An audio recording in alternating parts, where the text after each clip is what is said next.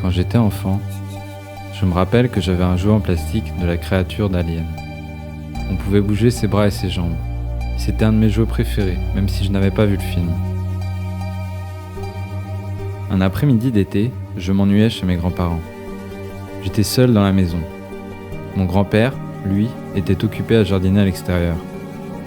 Je pouvais le voir depuis la fenêtre du salon. J'ai eu l'idée d'en profiter pour aller fouiller dans sa chambre. C'était une pièce dans laquelle je n'allais jamais.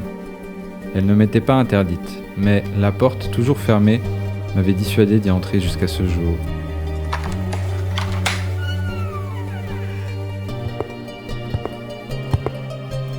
Dans les placards, j'ai découvert des vêtements de mes grands-parents que je n'avais jamais vus.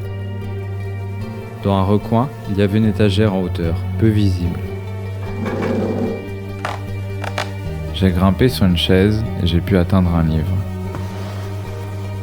C'était une bande dessinée Alien. J'ai pensé que ma grand-mère l'avait acheté pour possiblement me l'offrir un jour en cadeau. Les dessins étaient très réalistes. J'ai commencé à parcourir le livre rapidement, puis une page a retenu mon attention. Il y avait la créature qui attaquait des humains. Cette illustration prenait la page entière. Avec sa langue, l'alien perçait la boîte crânienne d'un homme. Sa langue, qui possédait elle-même une bouche, mordait le cerveau à vif de sa proie. Le sang giclait. Jamais je n'avais été confronté à une telle violence visuelle. J'ai fermé le livre et l'ai remis exactement comme il était. Je suis descendu de la chaise et j'ai fermé la porte derrière moi. L'image ne voulait plus me quitter. J'ai regardé mon grand-père depuis la fenêtre du salon. J'avais hâte qu'il revienne à l'intérieur.